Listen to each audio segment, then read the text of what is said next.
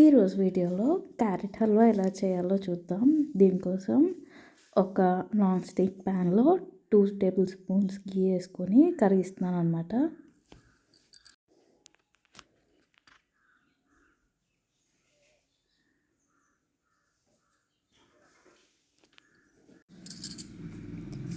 ఈ రెసిపీ చాలా ఫాస్ట్గా అవుతుంది అనమాట. ఒక 5 minutes లోపల చేసేసుకోవచ్చు. నేను దీనికోసం క్యారెట్ తురమట్లేదు. యాక్చువల్గా వాటర్ లేకుండా చిన్న మిక్సర్ గ్రైండర్లో వేస్తే ఇలాగా కొంచెం అయిపోతుంది, దాంతో చేసుకోవచ్చు. లేదా తురమాలనుకుంటే ఇంకా టెక్స్చర్ బాగుంటుంది. సో అది గీలో వేసి కొంచెం అందులో ఉన్న వాటర్ అంతా పోయే వరకు ఇలా మీడియం ఫ్లేమ్లో పెట్టుకొని కలుపుతా వేపాలి. ఇది ఇన్స్టెంట్గా చేసుకునేది. కొంచెం పెద్ద ప్రాసెస్ కూడా ఉంటుంది, అది ఇంకెప్పుడైనా చేస్తాను.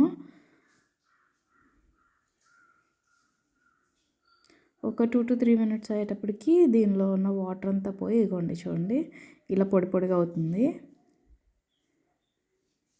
క్యారెట్ కాకుండా మనకి వింటర్స్లో గాజర్ దొరుకుతుంది కదా, దాంతో చేసుకుంటే కలర్ మటుకు చాలా బాగుంటుంది. నేను ఈసారి క్యారెట్తోనే చేశాను.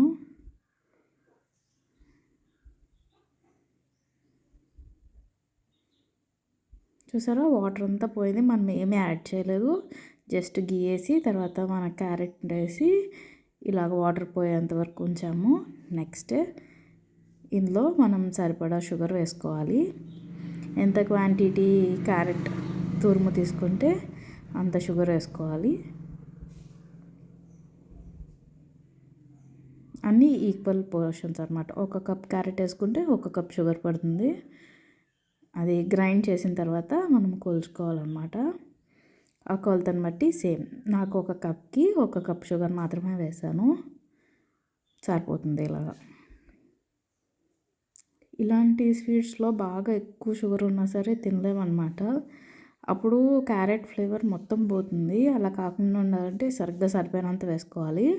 చూడండి షుగర్ మొత్తం కరిగిన తర్వాత సేమ్ క్వాంటిటీ మిల్క్ పౌడర్ వేస్తున్నాను.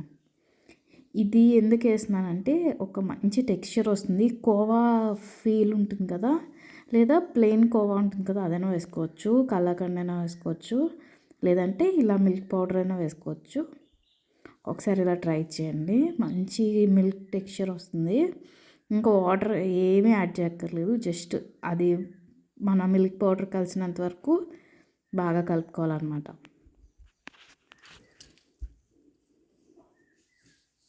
అంతే, ఇన్స్టెంట్ క్యారెట్ హల్వా.